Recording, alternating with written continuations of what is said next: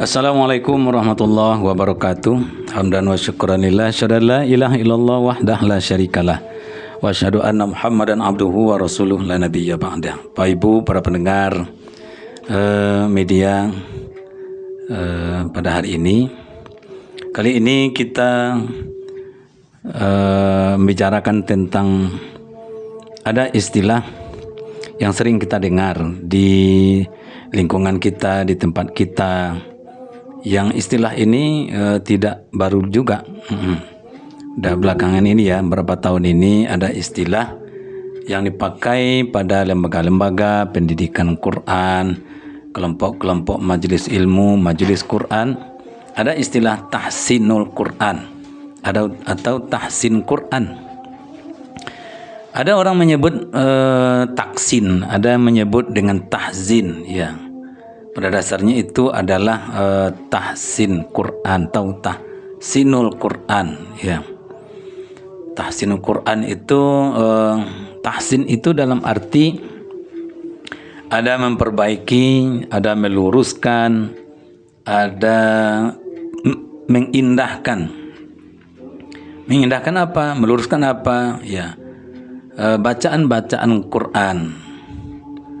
Ada beberapa dari pelafazan huruf, membaca kalimat, membaca ayat yang masih kurang tepat, maka diluruskan.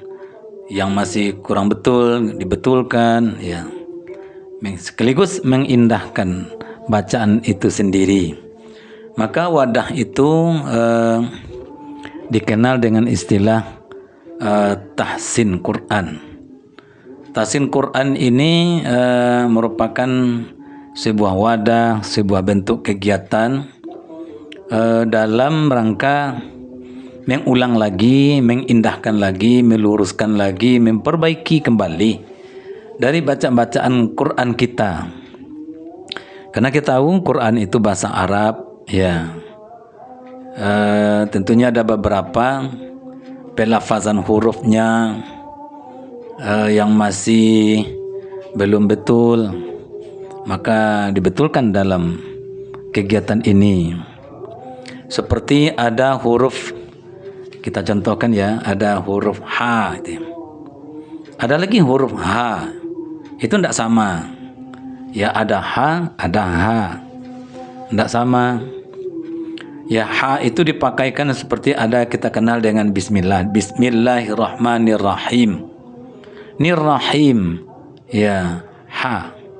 Ada lagi ha, ya, ha, ya, itu tidak sama hurufnya, bunyinya tidak sama, makhrajnya juga tidak sama.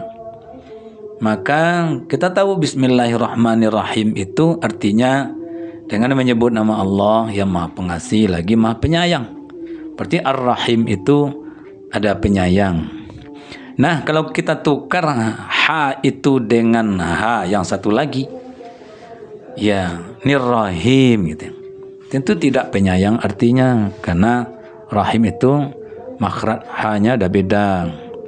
Rahim apa ya, perut, ya. Nah, kalau kita terjemahkan dari awal, tentu dia ada bergeser, ada bertukar maknanya. Nah, menukar bunyi, menukar makna itu adalah suatu kesalahan. Ya, kesalahan itu berawal dari cara kita melafazkan huruf itu yang kurang betul, kurang pas. Mestinya Ar-Rahim dibaca Ar-Rahim. Beda yang bunyinya. Nah, beda artinya. Ada lagi ayat yang sering kita baca, ada surat Al-Ikhlas. Ya, ada Qul huwallahu ahad. Yang awal ayat itu ada Qul, pakai qaf ya. Itu ada qafnya. Qaf itu titiknya 2. Nah, ada kaf satu lagi dalam huruf hijaiyah. Ada qaf, ada kaf. Nah, Qul huwallah itu qaf. Qul huwallah, katakan hai Muhammad, Allah itu satu atau Allah itu Maha Esa. Ya, katakanlah itu dengan hurufnya qaf, Qul. Kalau kita tukar jadi kaf, kul, ya, makan, ya, makanlah. Allah itu satu, bergeserkan maknanya. Gara-gara apa? Gara kita melafazkan huruf qafnya itu yang salah, yang tak betul. Maka dalam tahsin itu kita digiring, kita untuk kembali membacanya dengan betul makhraj hurufnya. Itu contoh. Di dalam ayat yang huruf Al-Qur'an itu ada beberapa huruf ya yang mesti kita ulang lagi pelafazannya. Ya. Kalau huruf A, kalau huruf Ba, Ta, ada La, Ma, mungkin itu udah sering kita baca. Dalam bahasa kita harian pun kata ba itu ada, sering kita baca. Ada banya, ada ja, ada banya baju, janya jalan, tanya tangan pamannya. Ya sama bunyi tanya gitu ya. Ya, kemudian ada beberapa huruf juga dari huruf hijaiyah yang dalam bahasa kita nyaris tak ada. Ya seperti ada kata do. Ada enggak dalam bahasa kita pakai kata do itu? Rasanya enggak ada. Ada lo. Ada lo. Apalagi ada so, do. So mungkin ada solat gitu ya. Kalau do, ya rasanya nyaris tak ada. Ya kalau sya mungkin ada sya. Ya masya, rakat, masya, ada syanya gitu ya. Nah ada beberapa huruf hijaiyah itu mesti kita ulang lagi gitu ya, dibetulkan lagi.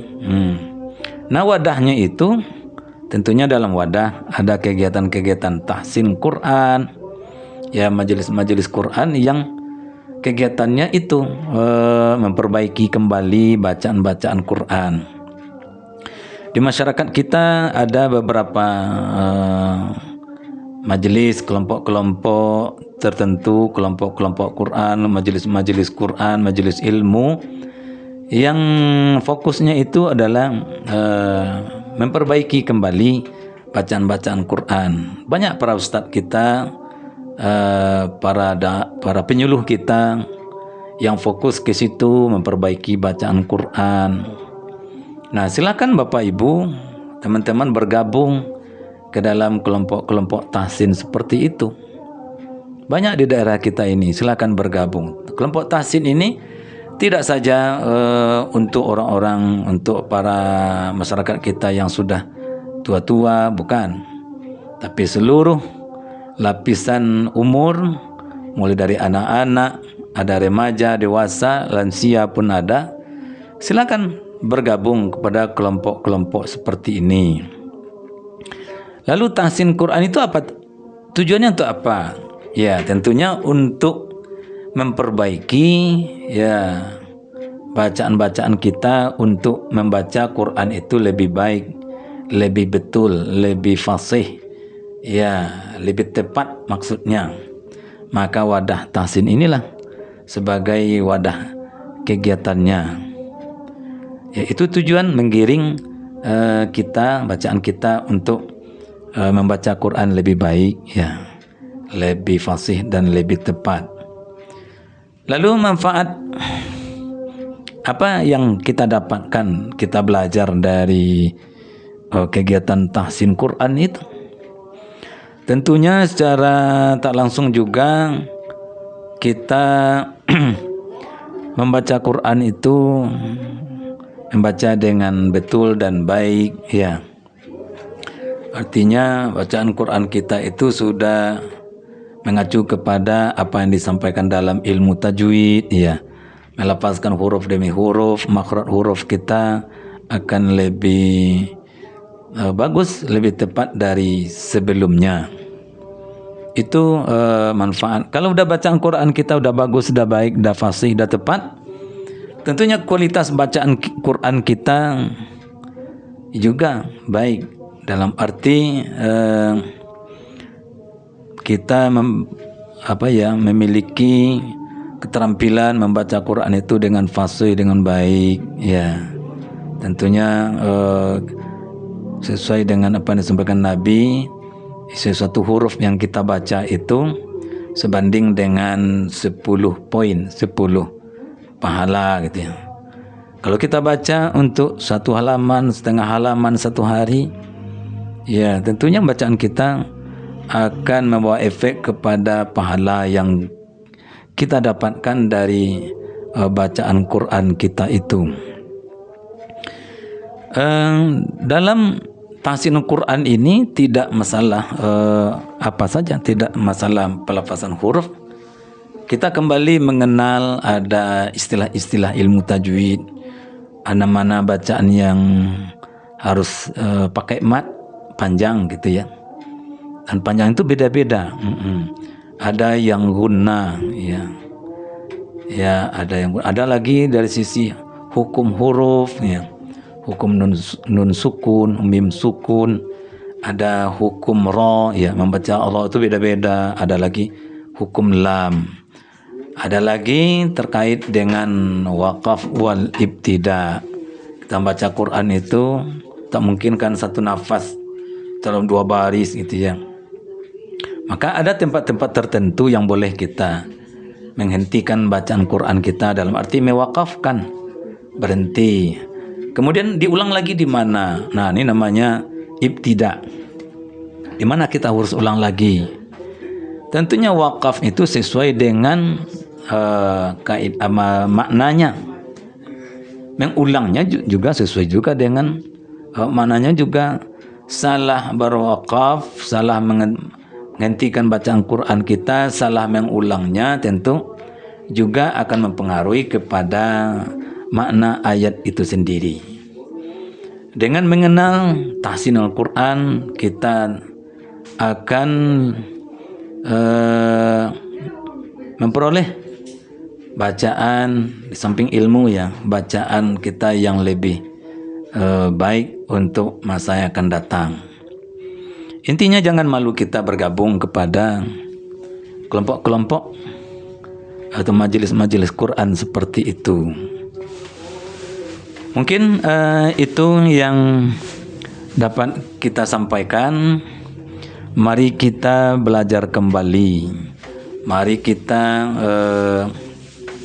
baca kembali Quran dengan bacaannya yang baik, yang betul, yang fasih.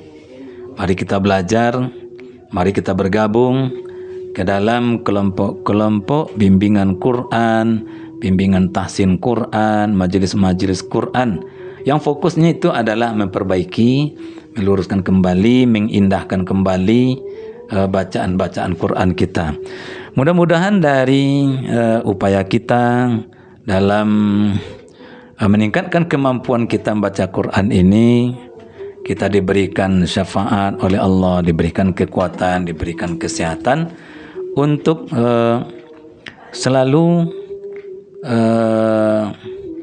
fokus, selalu mau untuk belajar Al-Quran ini.